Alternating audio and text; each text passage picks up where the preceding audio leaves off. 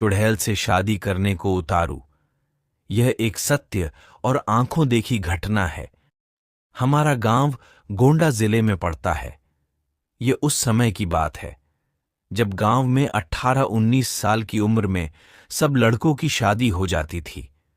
उनमें से एक मेरा मित्र रमाकांत भी है। उसकी शादी 3 साल पहले हो चुकी थी और अब उसका गौना भी आ गया था। उसकी बीवी बहुत निडर थी। इसको मैं निडर इसलिए बता रहा हूं कि उसकी निडरता एक दिन बहुत भारी पड़ गई थी। 3-4 साल पहले तक गांव की अधिकतर औरतें सुबह सुबह उठकर लौटा लेकर नित्य क्रिया के लिए कोई खेत में तो कोई खुले मैदान में जाती थीं। वो भी जब गांव के पुरुष लोग सो रहे हों तब जाती थीं। कुछ दिन बीत गया तो अब रमाकांत को एक सुंदर सी बेटी हुई। बेटी अभी 8 महीने की थी।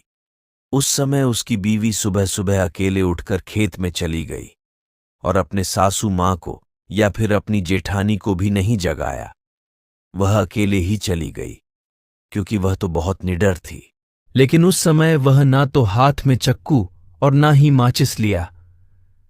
जिस घर को बच्चा पैदा होता है उसके 1 साल तक उस घर की औरत को बाहर अकेले नहीं भेजा जाता, वह भी सुबह सुबह बिना किसी को साथ लिए, क्योंकि उस औरत पे भूत प्रेत इन लोगों का साया जल्दी पड़ता है।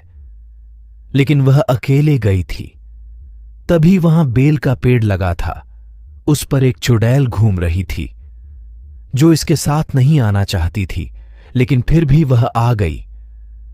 जब रमाकांत की औरत खेत से आई तो लौटा फेंककर पलंग पर बैठकर गाना गाने लगी।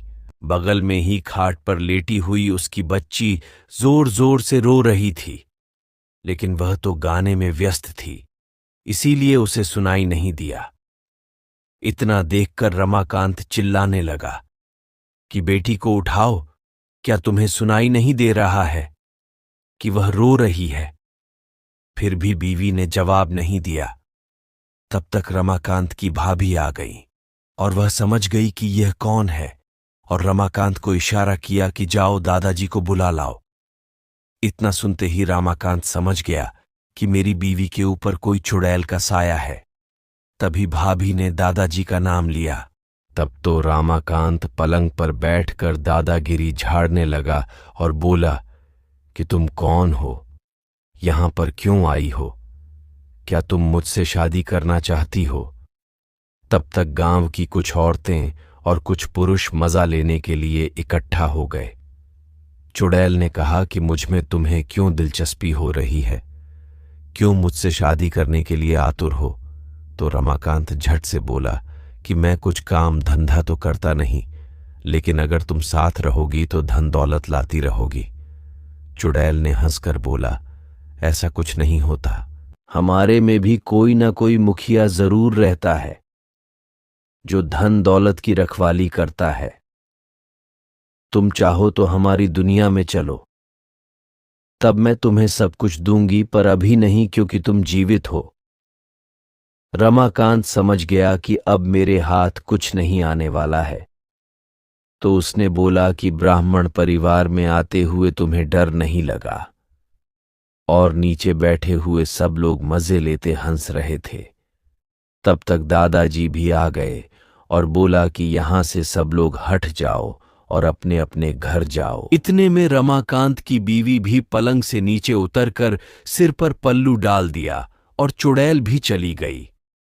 तब रमाकांत मन ही मन बड़बड़ाने लगा कि इनको भी अभी आना था। अगर थोड़ी देर बाद आते तो क्या पता मैं भी मालामाल हो जाता। बेचारा रमाकांत बहुत दुखी हो गया।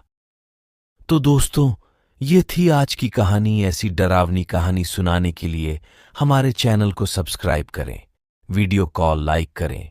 वीडियो को पूरा देखने के लिए धन्यवाद।